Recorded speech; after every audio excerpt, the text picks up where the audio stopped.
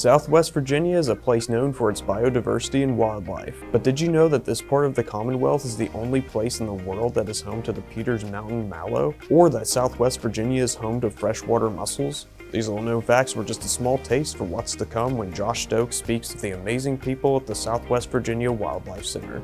Join us in this episode of The Community Show as we learn about their commitment to environmental conservation.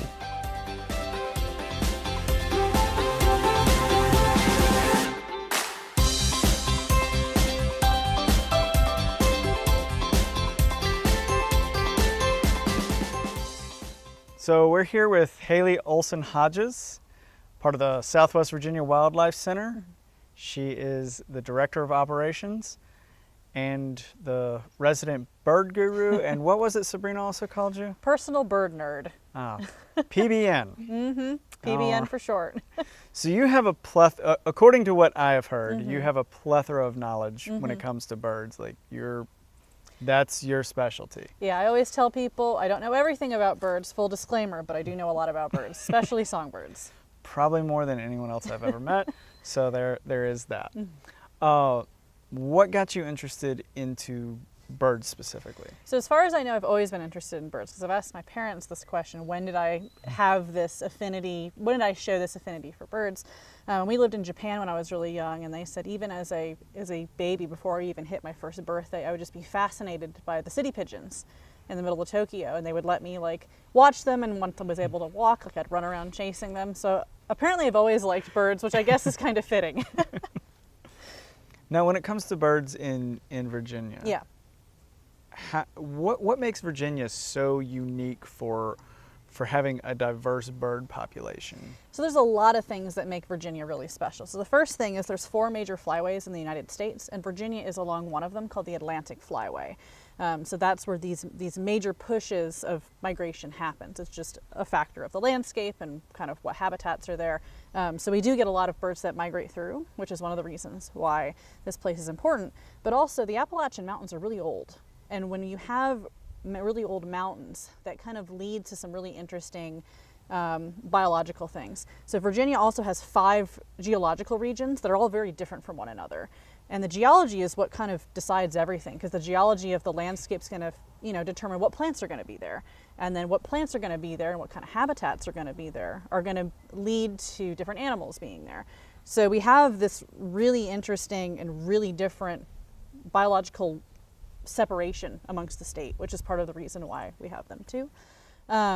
And in this area in particular, again, because the mountains are so old and the New River is so old as well, it makes these really interesting pockets of biodiversity. So there's a lot of, not just birds, but a lot of animals here that aren't found anywhere else. So in Giles County, for instance, there is a kind of plant called Peters Mountain mallow, which is only found on one mountain in Giles County. And when they discovered it and were trying to bring it back, at one point there were only 3 or 4 individuals left. It was so specific. So, which is really cool. Yeah, I mean, that's pretty interesting. You hear about rare stuff, like, in India, that's, these rare insects or snails, and then just right here in our backyard, we have rare plants. We do, and it's not just plants too. So this is the salamander capital of the world, basically. If you want to study salamanders or see, the most amount of salamander possible, you come here. You don't go to the tropics, you don't go to South America, you don't go to the rainforest, you come here. Which is really cool. This is also a hot spot for freshwater mussels, and people don't realize that we have tons of freshwater mussels. But this is did not know that. Yes, so there's species of crayfish and aquatic insects and freshwater fish. This is such a rich area, and people don't know how important this area is. And there was one study that looked at the United States and decided if we wanted to put our funding and our money, which are the top places in the state that need the most protection in order to preserve biodiversity. And this area is one of the top areas that these scientists have proposed that we need to conserve more land. We need to take care of the environment more here, just because we have this richness that's right under our noses that we don't even think about, that is in jeopardy and that we need to save. Y'all do animal rescues and everything, but y'all also do efforts to conserve the habitat and the sustainability of populations. Not just with birds, but it's my understanding that y'all are the only place in Southwest Virginia that can handle raptors. So the only place that can hold bald eagles, endangered and threatened species. So, and there's not that very many rehabbers in this western half of Virginia. So a lot of the stuff, even from Lee County, which is very far away from us, we still get animals from them on and off on occasion too, because there's nobody else who's willing to take them, or there's not resources available. And when it comes to like a lot of the endangered animals and bald eagles, I didn't see one up close, but we saw a red-tailed hawk the other day. Yeah. Didn't realize how huge these guys are. Yep. And how do y'all protect yourselves? Because those claws get pretty big. Yeah. What measures do you take to, because I mean, it's important to rescue the bird and protect the bird, but how do you protect yourselves? Because these animals are not, they don't know you're there to help. No. Well, we always say we like when our patients either try to get away or kill us, because that means that they're feeling good. And it's true. It's like I am much happier having, a raptor come at me talons first than it just sitting in the crate with me willing to touch it. So there's a number of things that we do. So first, all of the staff are trained on how to handle these birds. And if you know how to handle them safely, they're actually pretty easy to deal with and to hold. But if you're not sure how to hold them, like, it can be intimidating, because we get calls all the time from people who are like, I have this owl, I'm not comfortable picking it up. And I totally understand that. Like, their talons are no joke. But there are ways that you can hold them that, will not lead to any injury. We also, in addition to that, wear really thick gloves. So if something goes wrong and they do grab us, it's not going to do a lot of damage to us. In addition, over time, as rehabbers, we develop an understanding of birds' body language, and when they're afraid or when they're going to strike or when they're going to do those things too. So reading the body language, you can also decide when is the best time to grab and get that animal out with minimizing risk to both the bird, but then also you as well. Right. So how many birds are in Virginia? Like, how many different species do we have currently, just guesstimating with the 2023 time frame? Sure. So on eBird, there's almost 500 species of birds that have been recorded in Virginia. Some of those are rare. They're not ones that really breed here, but they come on through. In the surrounding counties where we are, so Floyd, Montgomery, Roanoke, on average, there's been about 250 species recorded in each one of those counties, which again includes accidental things that have shown up here too. But you can easily get 150 species with a little bit of effort and a little bit of luck. There's a huge amount of birds that are here, and what's kind of cool is, depending on what time of year it is, there's different birds that are going to come and go. So, for example, this week we have cowbirds that have come back to the property, and they've been migrating, so they're just migrating through now, and they've decided, well, we're going to stop at the center and say hello, which they do every early spring, and that's just kind of like one of the things that allows us to get all these different birds, is there's all these different movements going on. So why do songbirds produce songs? Like, is that strictly for mating, or is that some other expression or behavior that's advantageous to them? So it depends. So usually you classify vocalizations into song versus calls, and songs are typically associated with breeding or territory defense in some way, versus calls are more of like other kinds of communication. So one of the things that we hear a lot is like the chip note of the cardinal, and they're kind of talking to each other, keeping track of who's where. And every single bird has different communication systems, like, for example, so crows and jays and the corvids, who are really smart, they have a very complicated set of vocalizations, and we don't know what all of them mean. So we know that, okay, this sound, the caw is usually associated with danger, so it's like a way for them to talk to each other and figure out what's going on. But songbird is also like a taxonomic group. So we call birds that are classified as passerines, so perching birds, also tend to be called songbirds because they have these really elaborate songs.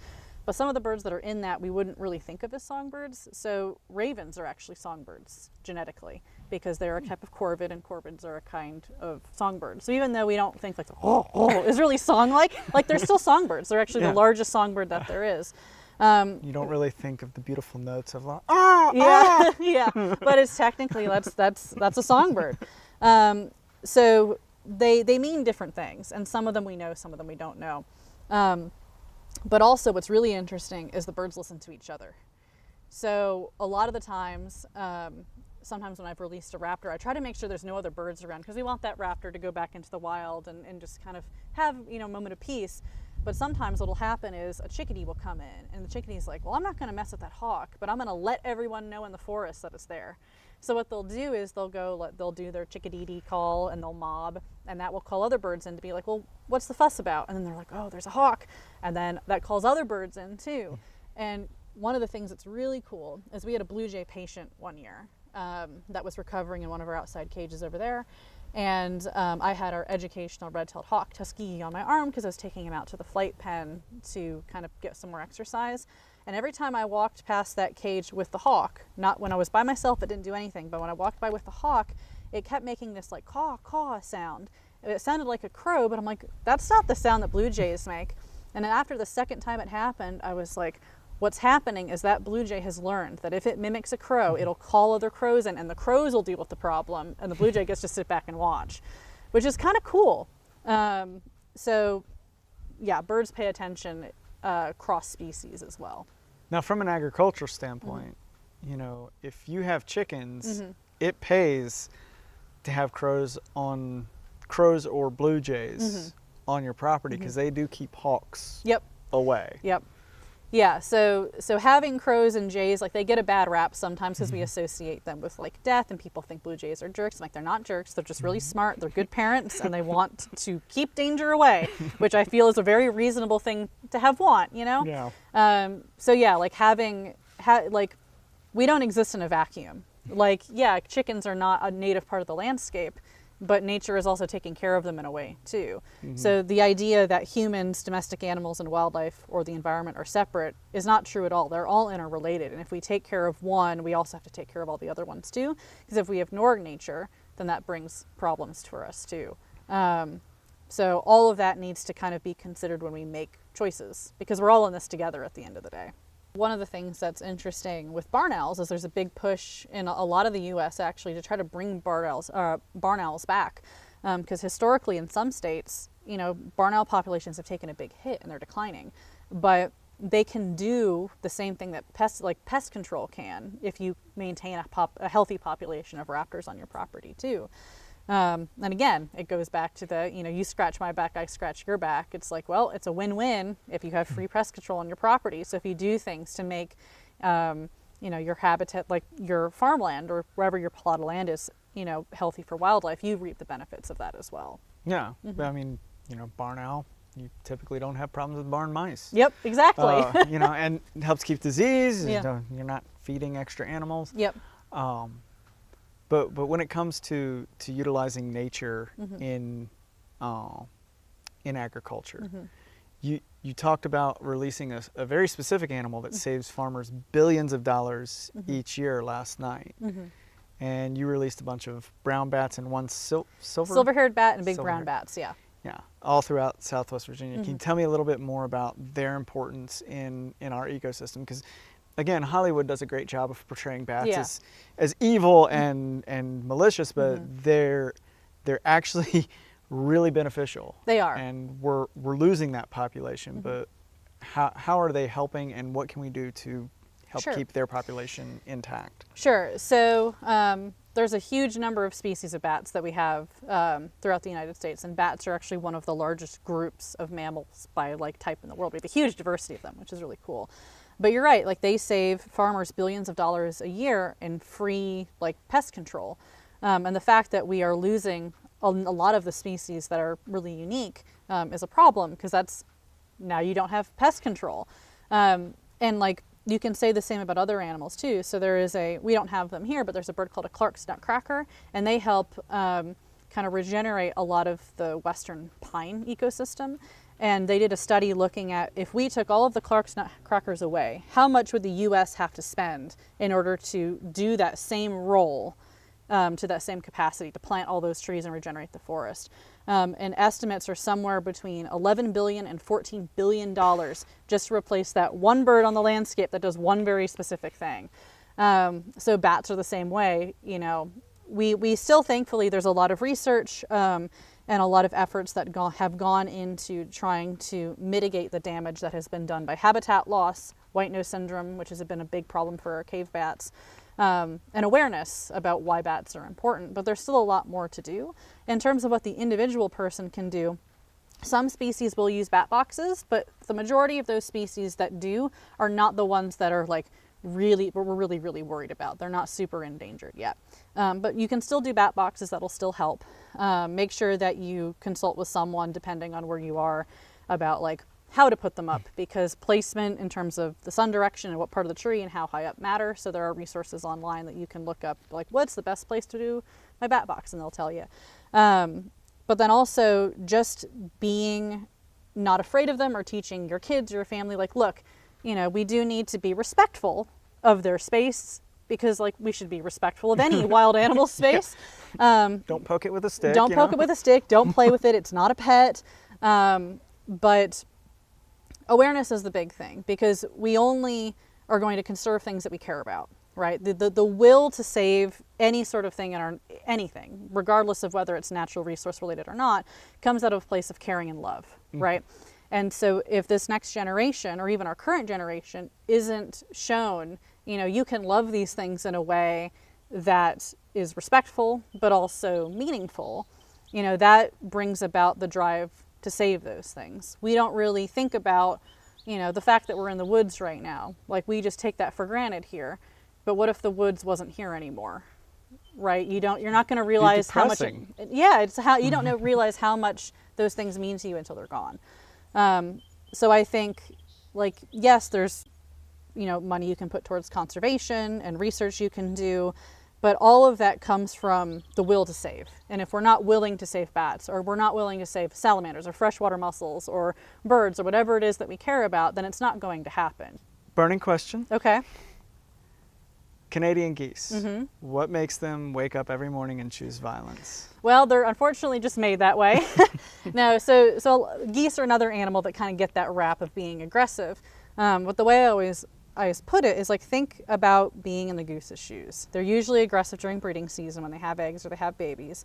And if you're a parent and this big, tall monster basically comes walking towards you, you know, your instinct is going to be to protect your children, because not all people are nice to geese, and they remember that. They can live a long time, and they'll keep that in their brain of, like, I don't know if I trust people or, you know, anything to get near my offspring. So the way I always put it, it's like, yeah, like sometimes animals do things that we don't really like, or we're like, you know, that animal is mean. It's like, it's not mean. It's probably doing that for a reason. You've gotten too close to it. It feels threatened. And I mean, if you were a parent, you'd want to, you know, and a big giant came by that was like, you know, 2 or 3 times taller than you, you'd probably want to defend them too. So it's kind of like moose. I mean, they get a bad rap for being aggressive, but, you know, when you're a big walking meat bag that predators want to eat all the time, you kind of you get a little edge, you know? Yep. Keeps you alive. Yep, it does. So, you know, those geese that aren't going to be aggressive are not going to protect their babies, and those genes are not going to get passed on, and so it's advantageous for them, you know, sometimes to cause some trouble for some people. But, you know, that's, you know, people cause trouble for people too. We shouldn't treat the goose any differently. All right. Well, thank you so much for not everything. A problem. I appreciate all the work you do and all the work the Wildlife Center does. It's very fascinating and phenomenal what all y'all have accomplished in such a short period of time. Thank you. Yeah. Thanks for having us. Thank you.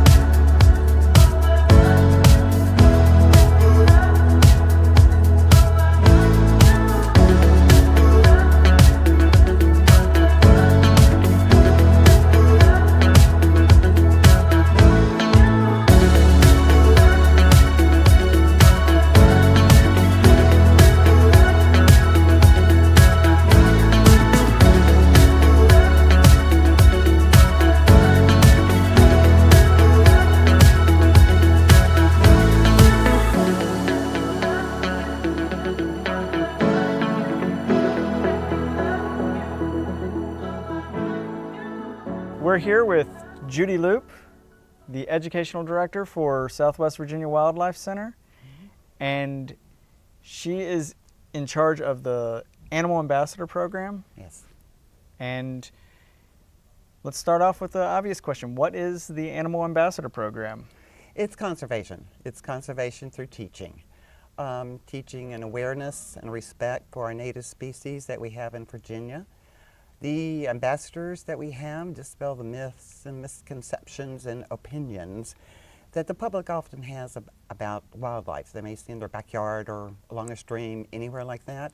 So the more we can teach, the more we can share the animals and their natural history, then the more respect and the more conservation develops. And we're going to be distracted by this guy. So this is one of our animal ambassadors right here. Yeah. This is Sable. So what is Sable? Sable is a black vulture. All right. Yeah, I can't give you the scientific name, but yeah, he's a black vulture. And he's one of my special birds. He is completely habituated to humans. His story is that he was found on a farm following wildlife, well, following the farmers and people and animals begging for food. He was one of two. And he was captured. The other one, who had pink toenails, couldn't be captured. So this one was brought to us. And his behavior, when I first met him, indicated right off he was not afraid of people. So that was the first criteria. We couldn't release him. And his evaluation, we have to evaluate each ambassador about how they're going to, how that animal is going to react or behave, or what type of life it's going to have with us in captivity. So his evaluation was perfect. I mean, he was like, okay, I'm here. Just feed me. I'll do anything you want. So he came with us, and like I say, that's the only sound they make. That little woof. Sounds like a little bark. It is. That's the only sound they make. So, you know, his story actually shares a lot with people. They're not scary. They're scavengers. They help clean up our world. They help stop spread diseases. So his whole program, or anything we teach like that, is developed around that. What wildlife is and what it does for us, what it does for our environment. And like you said, he keeps things clean. Mm-hmm. So all the diseases that would come from a rotting carcass, especially deer, because you know, coyotes are messy. They do not eat everything, and it's a perfect breeding ground for bacteria. Yes. And this guy and his friends keep it from festering. They certainly do, and they keep it from spreading because their stomach acid is stronger than a car battery's. Oh, wow. And they can digest and they can neutralize bacteria. You know, they kill it. And of course, when they recycle it back to the earth, then it's gone that way. And they also, it's funny now that you mention it, because when they recycle, they also pee and poop on their legs. Do you notice how white his legs are? Okay, I thought that was natural. Apparently that's not. No, it's not. And they do that to protect themselves because it kills the bacteria on their legs. I did not know that. Interesting birds. Yes. So what qualifies an animal to be an ambassador in the program? Their injury or the reason why they cannot be released. Their assessment, will they be an animal that's good in education? Will it be calm? Can we teach it? Can we care for it? Give it a proper home, nutrition, watch for its welfare. We don't want to keep or use an animal that's too stressed out, you know, or too afraid of what we're doing. So basically we have to assess them, and it usually takes several weeks. And once that happens, once we get the okay on that, then we can start training. So it goes a lot of involved in training and working with especially the birds. Yeah, it looks like Sable doesn't need as much training, but Tuskegee, it's my understanding that the red-tailed hawk has a little bit of Personality issues? yes, some disagreements with the staff. He does. He does. And again, you have to go back to his natural history. You know, he is a hawk, he is a raptor, he's a hunter. They're usually solitary, so hanging around with other birds or people is not in his nature. And Sable right here, it's my understanding that he's difficult to get to other places for the time being. Yes. He doesn't travel well in crates. No, he doesn't. So yeah, we're to the point now where I have a different type of crate, soft-sided crate, and I can open a door on the front, and I can say crate, and he'll walk in and eat. He's actually gotten to the point where I can zip the door a little bit, and he'll go in and out through the door. But it's a very slow process. Right, and I'd imagine so. You are by far the most charismatic of the animal ambassadors, but you have several animal ambassadors here. I mean, we mentioned Tuskegee, the red-tailed hawk. There was also the, y'all have, is it the world's or Virginia's smallest falcon? Basically, it's North America. North America? Yeah, but there are falcons, small falcons, found all over the world. But the American kestrel is North America's, and that's in Canada, you know. Well, I have to say Americas because it's North America, Central, South America. Falcon. So yeah, his name is Captain Jack Sparrow. If you have photographs of him, you can see his black makeup. Yeah, it's pretty obvious why he's named Captain Jack Sparrow. And you have a few owls. You got Rosie, Chessie, Martin. Yes. And I think Martin was the one that was at Blacksburg High School. Yes, Martin Yes. came to Blacksburg. Yes. So with Martin, is it any trouble taking owls to some of these programs during the day? Because it's my understanding they're nocturnal creatures. They are nocturnal. And they're mostly active, you know, at dawn and dusk, but their vision allows them to, you know, very super night vision that way. And yeah, you know, they have to work. We can't keep them just to feed them. They have to earn their living. Right. So yeah, we have to wake them up. You know, we have to go in and say it's time to go. And, you know, they sit and they'll tolerate. With an owl, they'll tolerate being out. So. And you also have some mammals in the group. You got Aldo the possum. Aldo and Jenny are older opossums. They were 3.5 years old. They passed away this winter. Oh, A Virginia opossum's lifespan's only about 2.5 or so years in the wild. So in captivity, they can live longer. They get free room, board, and medical care. You know, they don't miss a meal. They're not in danger. So yeah, we lost 2 members, very important members of our education program. In October, which was so unusual, we received a tiny baby opossum. Just little tiny, which, you know, kind of would seem outside of their, you know, breeding. But yeah, she went to another rehabber and then was transferred to us. And she's very sweet. She somewhat habituated by that time. I mean, she didn't display her, you know, showing her teeth or, you know, any of the usual possum behavior, but she was sick. So pneumonia, we've been through 2 respiratory infections with her, and the tip of her tail, about 2 inches of her tail, had to be amputated. It became inflamed, and you know, we finally just said amputate her tail. So she is now with us. She's named Petunia. Petunia. So Petunia is the new possum ambassador? She is. She is.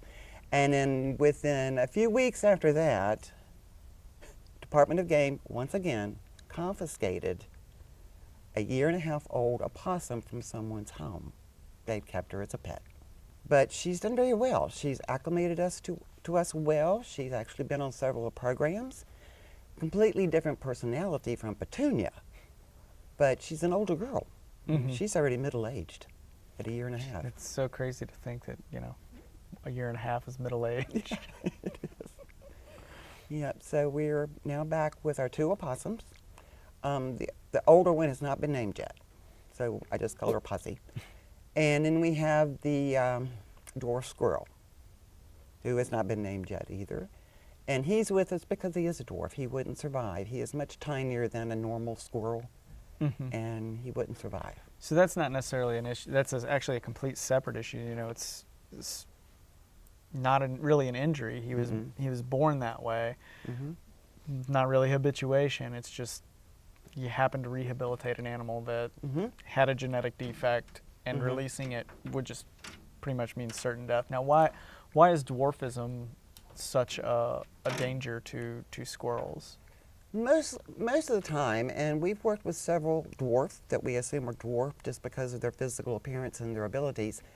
Sometimes they lack abilities, or they're difficult to handle. Like they don't climb well, or they don't hold their food well, or they don't eat well. Maybe their teeth are malformed. So there's a lot of possibilities like that. And being a small little helpless animal, you know, they're going to be preyed upon. And by the time they come here, well, this little squirrel was sent to another rehabber, did well, but it was very small and it didn't want to be around other squirrels. So it was transferred to another rehabber who finished raising it and then transferred to us because it was not progressing like a normal squirrel. Each animal here kind of seems to have their own personality.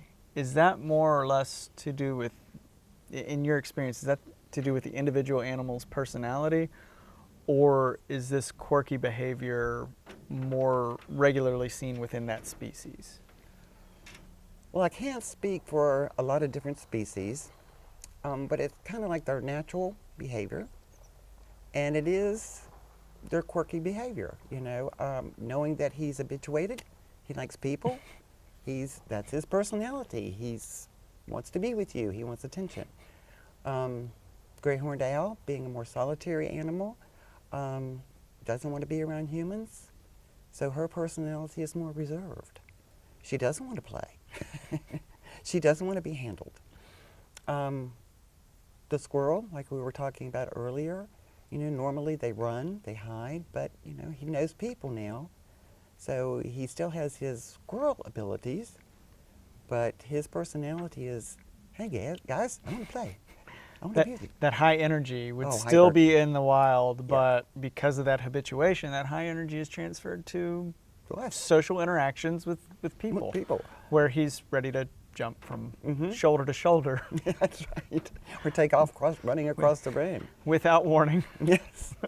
So it really depends. You have to know the animal. You have to get to know that animal. And that's one of our jobs as handlers for these animals, is to study them, be around them enough, and learn their personality, what they like and don't like. And the only way we can do that is to gain their trust. We have to be the ones that they trust to come in and to handle. And they want to play with, or they want to be with, or they want you to be left alone. And we have to read their body language. You know, his body language now is, I want attention.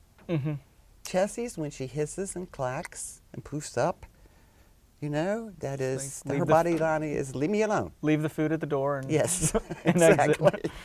Don't come near me. Tusk, being a hunter, I can't label their personalities in human terms, but you can't help it. He's easily distracted. You can go in to feed and he's come to you, yes, I'm ready to work with you. You read his behavior, yes, I'm ready. And all of a sudden he hears something and he's gone. His attention is diverted and you might as well quit for right now. Come back later. Now, speaking of kind of behaviors, I did notice that there was cabbage in some of the owls' enclosures, and them being raptor-type birds and eating meat, why is that cabbage there? Enrichment. Enrichment. And enrichment is any mental stimulation that we can give the animals with their natural behavior, how they act with their environment, which in this case is a mew, how they interact with us. So we don't want them just sitting there. We want them active. We want them thinking. We want them figuring out things. Now, the cabbage you saw was probably in Chessie's mew, the gray horned owl, because Chessie likes to shred things. She likes to tear things. She has powerful talents, and she can tear apart anything. Phone books are a favorite. Well, we don't have phone books much anymore, but phone books are a favorite. Any kind of paper, snake skins. When we have our patient snakes shed, we save the skin. They become enrichment for the owls. Oh, recycling. Recycling. And Sable here got a half a cabbage head, but I cut holes in it and stuffed mouse pieces in it. He had a grand time trying to figure out, what is it? How do I get that mouse out? Let me stand on it and tear it apart, which is his natural behavior. So yeah, we do a lot of enrichment. Right now with him, this is enrichment. Now, you do have a reptile in the ambassador program, correct? Two. Two. Mhm. Okay. One of them is Rosie, Rosie. and she was a box turtle. They're both box turtles or woodland box turtles, but they're the eastern box turtle. Eastern box turtle. Mhm. Woodland or eastern box turtle. Yeah. They changed the name recently, didn't They they? have in Virginia, but that's still the most common name is box turtle. That way. With reptiles, I imagine it's a little bit different than birds and mammals. Are there any body language cues that you're picking up with the turtles that would indicate, I don't want this, or it's okay, Mhm. come handle? Not really. Not really. They're not, well, they're habituated. Both of them were kept as pets. So by law, we cannot release an animal if we don't know exactly where, especially a turtle. We cannot release a turtle unless we know its exact location, where it came from. Now, We why, have- why is that? Because turtles have such a small territory, and they're geared into that. They're focused. I mean, they know that territory. And if we release a turtle outside of its territory, it's going to spend the rest of its life searching. And that puts it in danger of starvation, of predation, getting hit by a car. So state law, we cannot release a turtle unless we know exactly that location. And both of our turtles were kept as pets. We have no idea where they originally came from. So yeah. But as far as body language, we noticed with both of them when they were first brought to us that they didn't react with proper behavior. You know, there's a wild behavior. Box turtle, they hiss, they draw in, they close up. They didn't. They just sat in your hand and swam their little, paddled their little legs. So, and one of them was painted pink. Pink pheno, that's Rosie. Painted pink. So their assessment was, yeah, they're good. They've been around people. We can handle them. We can provide for them. Now, in summer, they live outside. So I'm pretty sure that's desirable for them. Yes. Being a woodland turtle, being in the woods, we have, they need sunshine. They need that to absorb minerals and be healthy. They need that sunshine. So they have their outside enclosures. Now, as a reptile, when it starts getting cold, they're brought in. Reptiles don't really hibernate, they brumate. Meaning, as a reptile, they empty their digestive system, then their metabolism slows down. So they can't digest food. So if a turtle was taken out, had it fed and taken out and left outside in the cold, that food's just going to sit in its stomach and go bad. So with our ambassador turtles, when it starts getting cold, we don't want them to brumate. They have to work. You know, they have to be able to teach. They're teachers. So we bring them in, and we have indoor enclosures that have the proper light, humidity, and temperature to keep them awake all winter. Okay. And that's not stressful for them at all? Or? Doesn't seem to be. I mean, even with turtle patients, we don't want them to go, to sleep for the winter. Mhm. They won't heal. Turtles do Right. everything slow, right? So we have to keep them awake and active so they can heal. Even slower when they're sleeping. Yes. If someone were to find turtle or any wild animal, Mhm. and it's obviously injured, they want to get it help, what should they do before they pick it up? How should they approach that situation? Observe it for a while. Make sure it truly is injured. Make sure it truly is orphaned. We get a lot of kidnapped babies because people mean well, but they found a baby by itself and they automatically assumed its mom's not there. So observe first, check and see what's really going on.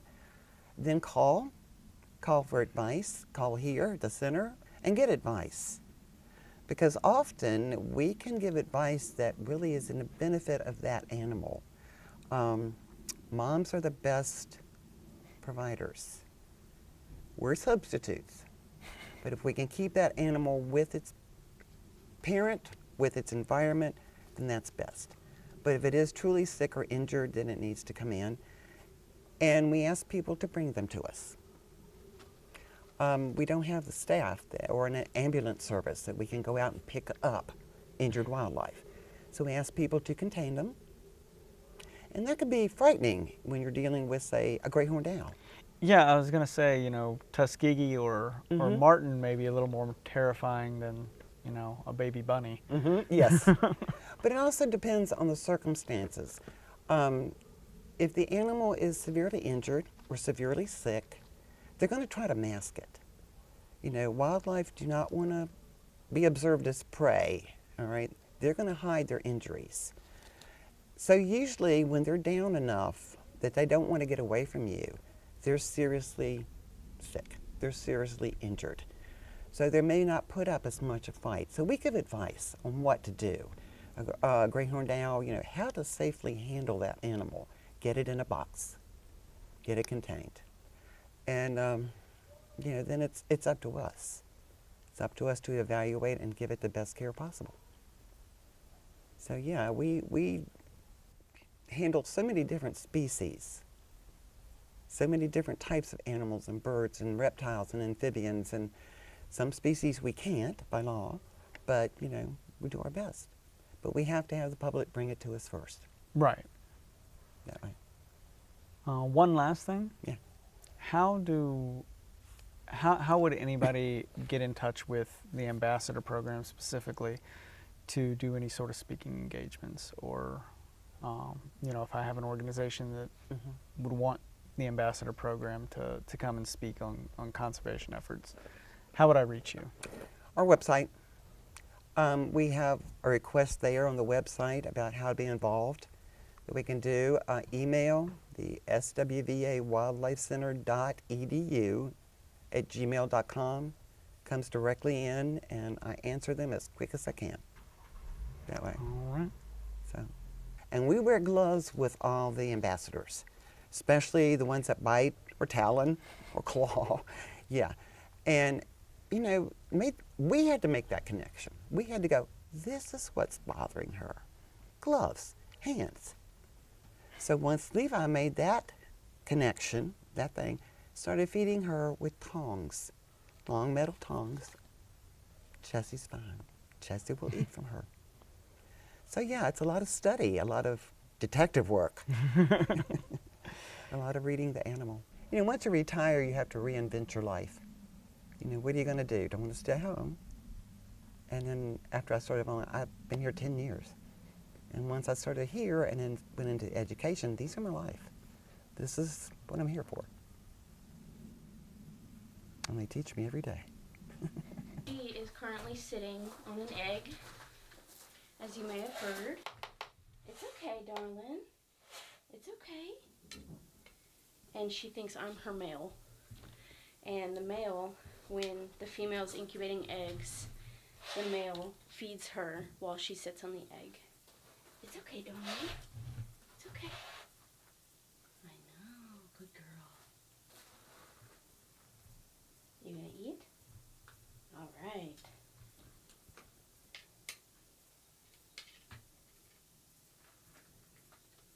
You dropped it. It's okay. It's all right. Good girl. She is hissing at me, telling me to not come any closer, but she does willingly take the food from me. And she has never laid an egg before. And birds of prey, most wild birds don't really lay infertile eggs like chickens do. So it's very strange for her to be doing this, but... So why would she lay an infertile egg? There's a lot of different reasons that it could be. I've been forging a bond with her, and I've been with her a lot, And I think it could be, I don't want to anthropomorphize her behavior, but it could be that I hoot back at her, and what owls do is they duet each other in their calls. So me being in here all the time working with her and hooting at her and duetting with her, it's possible she's like, oh, this is my male, I'm gonna lay an egg. Yeah. It could be a health issue, but we don't really think so. We're monitoring her really closely to make sure that she's not having any symptoms of something bad may be happening. That's right. And it's possible that she just was really in it this winter and just really wanted to lay an egg. So there's a lot of things that it could be. So we're letting her take care of it. Yeah, you gonna let go?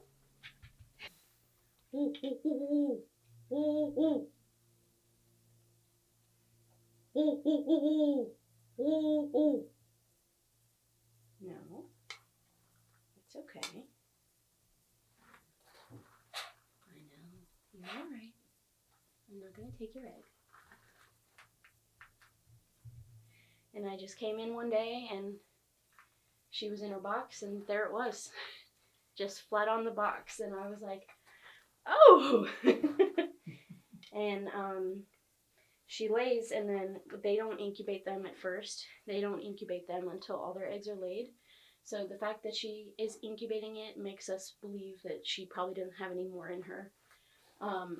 And before she started incubating it, she allowed me to come in here and put all this hay and paper and sticks down and stuff so it would be more comfy for her.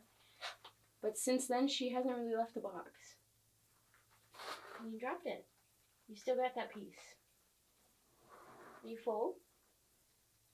Could I be interfering with her? It's possible, but she's not. She's okay. I got plenty. Yeah, we can. Yeah. Well, I have to go to the hardware store.